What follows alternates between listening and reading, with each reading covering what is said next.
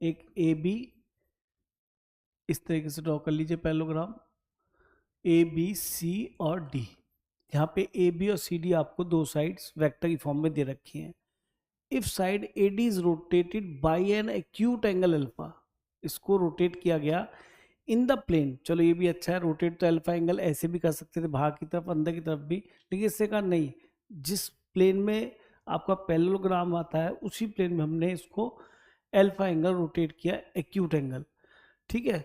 So that A D becomes A D dash, if A D dash make an right angle with the side A B, अच्छा ये side A B है, इससे वो right angle बनाता है, यानी कि डी पोजीशन इसकी ये हो गई, और हमने इसकी साइज नहीं बदला, केवल इसकी डायरेक्शन बदल दी है,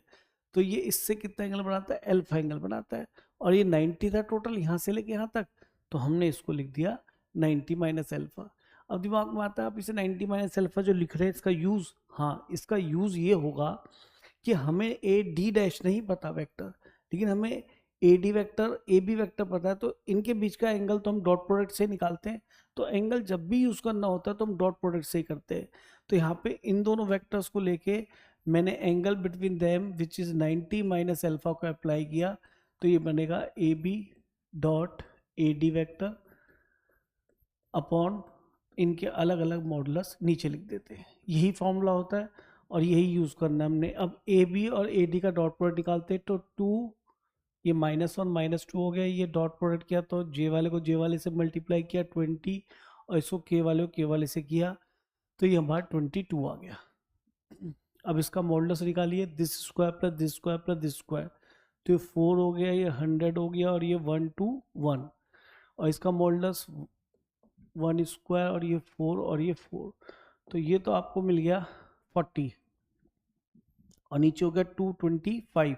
यानी कि 15, और ये मिल गया आपको 3, तो 5 से 3 और 5 से 8, तो ये आ गया 8/9, that is value of cos 90 minus alpha, this is sine alpha. और हमसे पूछा है कोसाइन ऑफ दैट एंगल, तो ठीक है कोसाइन में मिल जाएगा, ट्राइंगल से बना लीजिए, ये अल्फा है, ये 8/9 परपेंडिकुलर पर हाइपोटेन्यूज, तो ये हो जाएगा 81 माइनस 64, तो 11 में 4 के 7, और ये मिल गया 1, तो √17/9,